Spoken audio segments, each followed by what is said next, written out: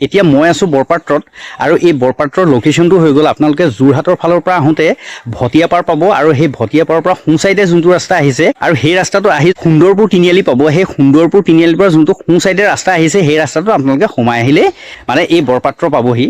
এইটো দেখিবলৈ পাইছে, এইটো এটা বহুত পুৰণি ৰজাদিনীয়া দৌল আৰু এই দৌলটো আজি কিছু বছৰ আগলৈকে হাবিয়ে বননিয়ে পোত খাই আছিলে। তাৰপাছত চৰকাৰে সংৰক্ষণ কৰিলে, কৰাৰ পাছতে আৰু খুব ধুনীয়াকৈ চাফ চিকুণ কৰিলে আৰু সেইবাবে এই দৌলটোৰ বিষয়ে বহুতে গম নাপায় যে ইয়াতো এটা দৌল আছে। তো সেইকাৰণে মই এই ভিডিঅ'টো বনালোঁ। আৰু এই দৌলটোক জগতহাতী দৌল বুলি কয়, মানে ইয়াত ৰজাই আগতে জগতহাতী পূজা কৰিছিলে, সেইবাবে এই দৌলটোৰ নাম জগতহাতী দৌল।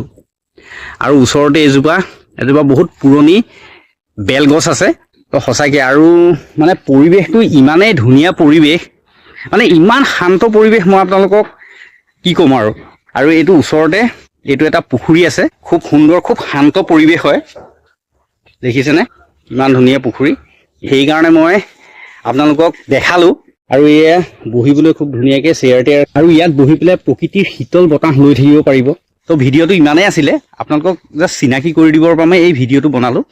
তো কেনেকুৱা লাগিলে জনাব, চেনেলটো ছাবস্ক্ৰাইব কৰি ল'ব আৰু ফ'ল' কৰি ল'ব।